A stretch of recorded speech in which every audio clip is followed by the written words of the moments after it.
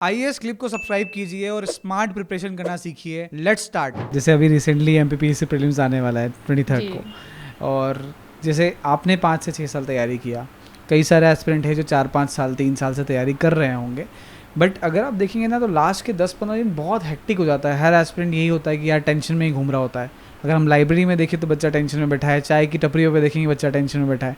तो जब वो टेंशन होती है, डिस्पाइट नोइंग द फैक्ट कि आपने 3 साल वो सब कुछ पढ़ा है जो उस एग्ज़ाम में पूछे जाने वाला है, आप फिर भी लास्ट के 10 दिन आपको टेंशन रहती है कि आपको वो टेंशन थी, और whether you choose to be relaxed और एग्ज़ाम के लिए अच्छे से प्रिपेयर करना। एग्ज़ाम तो मैं रिलैक्स होकर ही देती थी, और यदि मुझे टेंशन्स होती थी तो एमपीपीएससी के जो प्रीवियस क्वेश्चंस हैं मैं उनको लगा लेती थी, और वहाँ मुझे जो क्वेश्चन मैं सही कर गई थी वो तो मैं अभी भी कर ले जाती थी। पर जहाँ मैंने सिली मिस्टेक की थी, किस तरीके से एक छोटी सी थिंकिंग से मेरी सिली मिस्टेक हुई थी, तो उनको एनालिसिस कर लेती थी। तो वो मैं ये कोशिश करती थी कि अब जो पेपर आएगा वो भी इजी आएगा, पर सिली मिस्टेक नहीं करना है, क्योंकि मेजर सिलेक्शन मैंने देखा है सिली मिस्टेक की वजह से ही रुकते हैं। मेरा 20 का प्रीलिम्स भी इसी वजह से रुका था।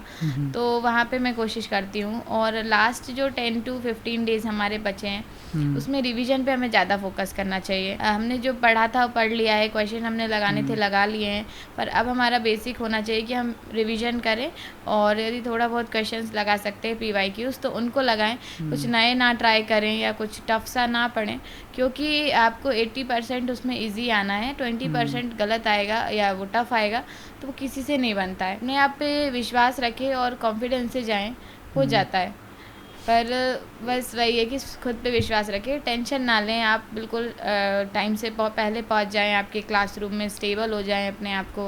आपका जो डॉट्स आप फिलिंग कर रहे हो 2020, 21, 19 का जो मेरा प्रीलिम्स जो मैं प्रोविजनल में गई हूँ, वो एक डॉट मेरी गड़बड़ हो गई थी। एक छोटी सी डॉट, एक बहुत मतलब माइक्रो बेबी थी वो, बिल्कुल बहुत छोटी सी डॉट मेरी एक दूसरे ऑप्शन पे रखा गई थी, और भरा मैंने B ऑप्शन था, C पे डॉट रखा गई थी।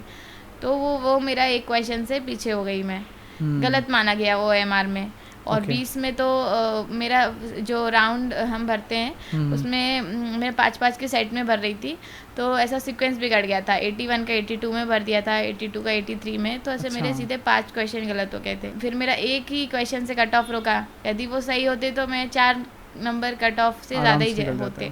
तो ये गलती आप बिल्कुल ना करें, क्योंकि जो सफलता शायद मुझे 21 में मिली वो 19 या 20 में भी मिल सकती थी। तो मेरे राउंड मतलब भरने पर ही थोड़ी सी गलती हुई है। तो अपनी तैयारी को रखे, पर हाँ मैंने अपने आप को इसी बात से पॉजिटिव रखा था कि गोले भरने में तो गलती हुई है, नॉलेज तो तुझे है, तू कर लेगी। तो ऐसे पॉजिटिव मतलब मोटिवेटेड भी रखा। तो आपकी जो सिली मिस्टेक है उन पर आप वर्क करें, और ये कोशिश करें कि हम अगले अटेम्प्ट में नहीं देंगे। बाकी खुद पे विश्वास रखें कि आपने पढ़ा है, आप कर लेंगे। अगर हम बात करें PSC को अगर आगे ले चलकर, तो एस्पिरेंट पॉइंट ऑफ व्यू से अगर हम बात करें तो एक एस्पिरेंट बिहेवियर बहुत ज़्यादा ज़रूरी है। इनमें से एस्पिरेंट बिहेवियर, तो वो आपके बिहेवियर में शो करता है कि आप सिलेक्शन के लिए बने हो या नहीं बने हो। वेदर अगर आप MPPSC की तैयारी कर रहे हो, सबको घर पे समाज में सबको बोल दिया कि यार मैं डिप्टी कलेक्टर की तैयारी कर रहा हूँ, और आप एक्चुअल में जब आप लाइब्रेरी के अंदर बैठे हो तो आप 2 या 2.5 घंटा पढ़ पा रहे हो, उससे ज़्यादा नहीं दे पा रहे हो, और आप फिर शाम को बोल रहे हो कि यार 6 घंटे बैठा लेकिन पढ़ाई 2 घंटे हुई है। That's not the right behaviour for the selection approach. बिल्कुल। What do you feel about this? एक आइडियल एस्पिरेंट का बिहेवियर कैसा होना चाहिए, क्या क्वालिटीज़ उसके अंदर इनकलकेट होना चाहिए? सेल्फ डिसिप्लिन बहुत आवश्यक है, क्योंकि वो आपको हर तरीके से पंचुअल बनाता है, मोटिवेटेड रखता है, और आपके पाथ को लीड करने में मदद करता है। तो सेल्फ डिसिप्लिन ज़रूर चाहिए, और हमारे कई परिवारजन हमसे जुड़े हैं, उम्मीद करते हैं, तो एक हमारे फीलिंग ऑफ रिस्पॉन्सिबिलिटी हमारी होनी चाहिए कि हम, कई लोग हमारे लिए सपना देख रहे हैं, हमसे उम्मीद रख रहे हैं, तो हमको उनका सपना भी पूरा करना है। तो मेरा तो हमेशा यही रहा है, और सभी एस्पिरेंट से भी यही कहना चाहूँगी कि अपनी तैयारी को बहुत ऑनेस्टली करें। ठीक है। बिल्कुल आप एनालिसिस करते चले कि जो टॉपिक मैं पढ़ रही हूँ वो मुझे आता है या नहीं, जितना भी पढ़ा मैंने वो हो रहा है या नहीं, कितना टाइम मैं ले रही हूँ, क्योंकि आपके पास भी लिमिटेड टाइम है। ऐसा नहीं है, टॉपिक समझ में आना चाहिए। वो मैं कह रही हूँ कि हाँ आप जितना टाइम ले सकते हो पहली बार टॉपिक को समझने में लीजिए, पर डेविएट मत होइए, रील्स मत देखिए, वो अब वो टाइम वेस्ट करती हैं।